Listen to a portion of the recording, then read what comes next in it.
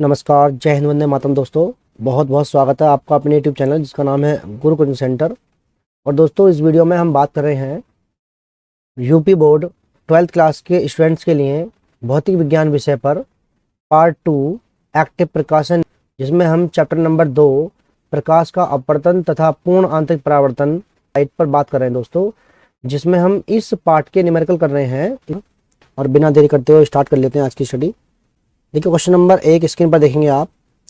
ये कह रहा है कि 1.5 अपवर्तनांक वाले माध्यम में प्रकाश का वेग ज्ञात कीजिए, जबकि दिया है कि प्रकाश का वायु में जो वेग है वो 3 × 10⁸ मीटर पर सेकंड है दोस्तों।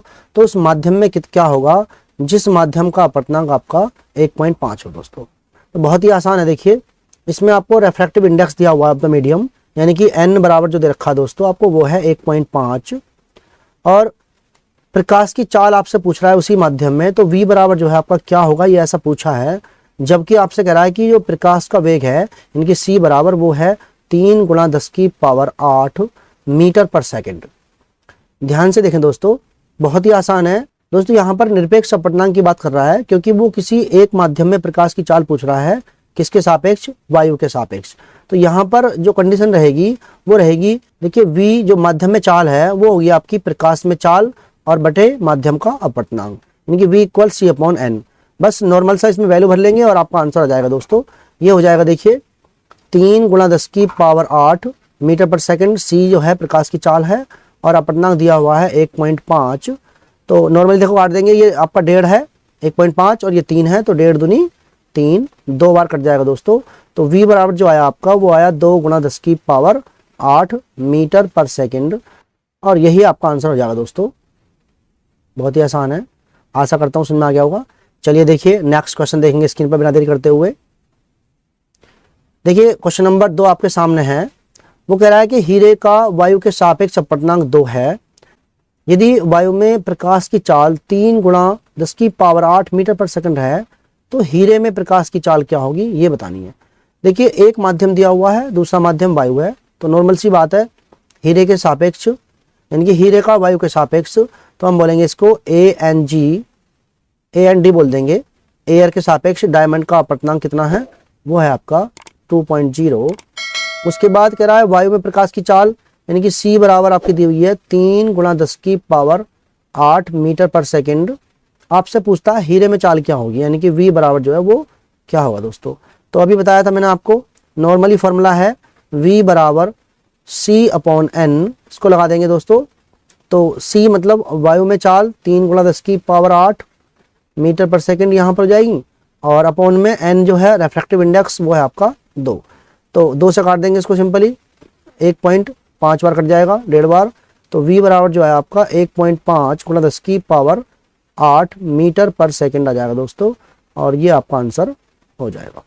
चलिए अब देख लेते हैं नेक्स्ट क्वेश्चन।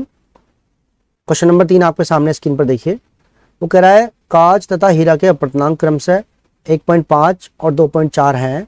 यदि इतने अपवर्तनांक हो तो कांच तथा हीरा में प्रकाश की चाल का मान क्या होगा। कांच और हीरे में अलग अलग पूछ रहा है दोस्तों।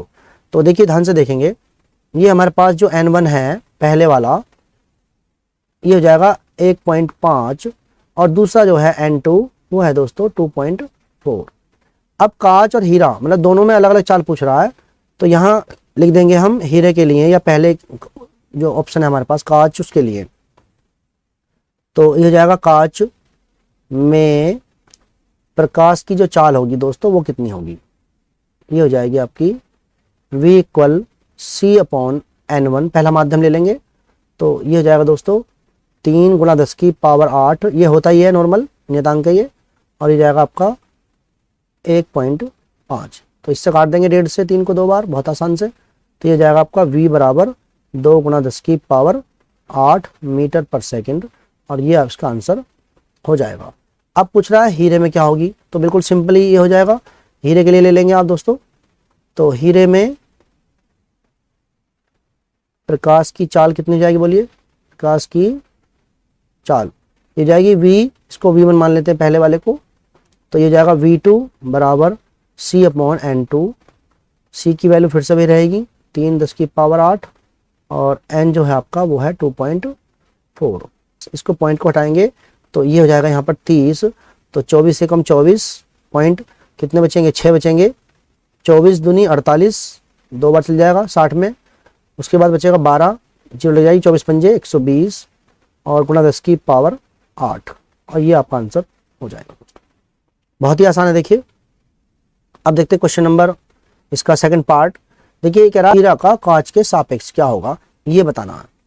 तो ध्यान से देखें, आपने देखा होगा, मान ली कोई हमारे पास ऑब्जेक्ट है, कांच हो या हीरा हो, उसका वायु के सापेक्ष निकालते हैं तो हम बोलते हैं इसको ANG। मान लीजिए ANG का मतलब हुआ कि एयर के सापेक्ष गिलास का रिफ्रैक्टिव इंडेक्स अपवर्तनांक कितना है। तो यहाँ पर पूछा है इसने हीरा का कांच के सापेक्ष, तो कांच के सापेक्ष मतलब GND, ये बताना है दोस्तों। तो देखिए बहुत आसान है। पहले हम क्या काम करेंगे, यहाँ से फॉर्मूला लगाएंगे, इसको मैं यहाँ से डिलीट कर देता हूँ दोस्तों। चलिए देखिए ये जाएगा आपका, तो दोस्तों ध्यान से देखेंगे, हम लिखेंगे कांच के सापेक्ष, कांच के सापेक्ष हीरे का अपवर्तनांक, हीरे का अपवर्तनांक पूछा है दोस्तों। ध्यान से देखेंगे ये जाएगा आपका GN और D।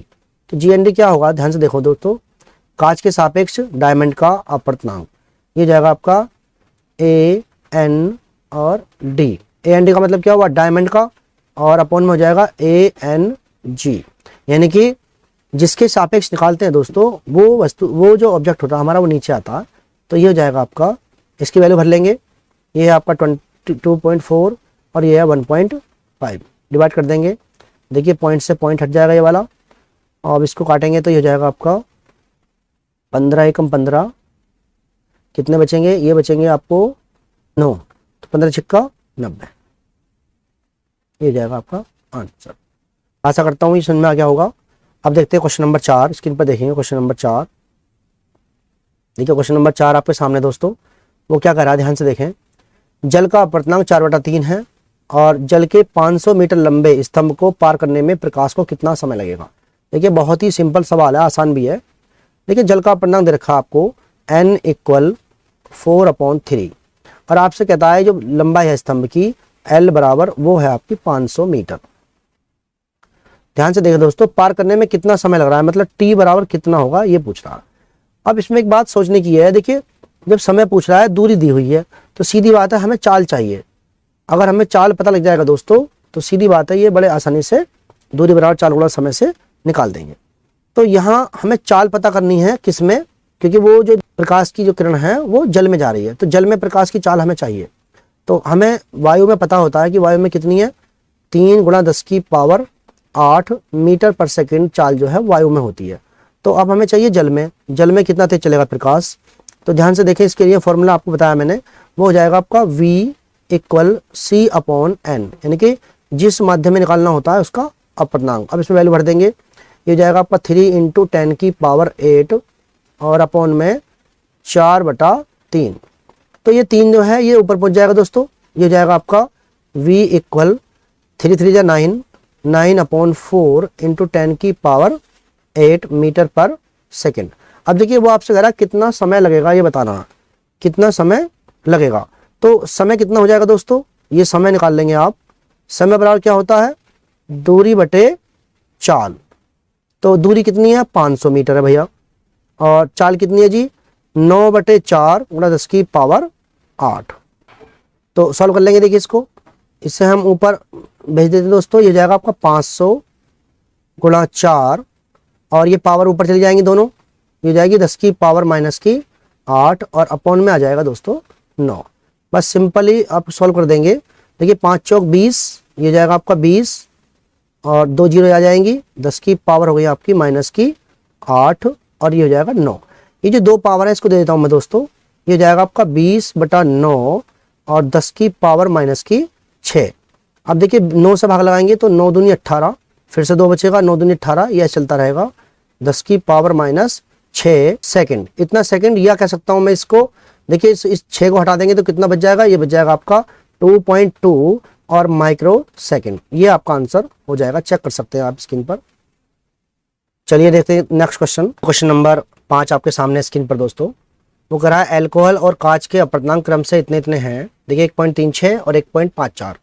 एल्कोहल के सापेक्ष कांच का अपवर्तनांक चाहिए दोस्तों। देखिए बहुत ही सिंपल है, आपको एल्कोहल और कांच के सापेक्ष वायु के सापेक्ष दिए हुए हैं, यानी कि ए एन और एल्कोहल मतलब कैपिटल ए से दिखा देता हूँ मैं इसको। ये हो जाएगा आपका 1.36। उसके बाद कांच का ए एन जी मतलब एयर के सापेक्ष गिलास का, ये हो जाएगा आपका 1.54 दोस्तों। तो आपसे पूछ रहा है कि एल्कोहल के सापेक्ष यानी कि बड़ा ए के सापेक्ष किसका, कांच का, यानी कि ए एन जी कितना होगा ये बताना दोस्तों। बहुत ही आसान है, देखिए स्क्रीन पर देखेंगे। ये हो जाएगा एल्कोहल के सापेक्ष कांच का अपवर्तनांक ए एन जी इक्वल होगा दोस्तों, ये हो जाएगा ए एन जी बाहर आ जाएगा ऊपर और ए एन ए जिसके सापेक्ष निकालना है वो नीचे आ जाएगा। वैल्यू भर लेंगे, देखिए ये हो जाएगा 1.54 और अपॉन में हो जाएगा 1.36, यानी कि पॉइंट से पॉइंट हम काट देते हैं दोस्तों। ये बचेगा 154 और 136। तो बड़ा ही आसान है, बस आपको ये भाग लगा के लिख देना है। ए एन जी जो आया आपका आंसर, देखिए 136 से कम 136 पॉइंट लगभग इतना आ जाएगा, भाग लगा लेंगे दोस्तों तो 1.13 और ये आपका आंसर हो जाएगा। आशा करता हूँ ये क्वेश्चन आपको समझ में आ गए होंगे। चलिए बहुत बहुत धन्यवाद दोस्तों।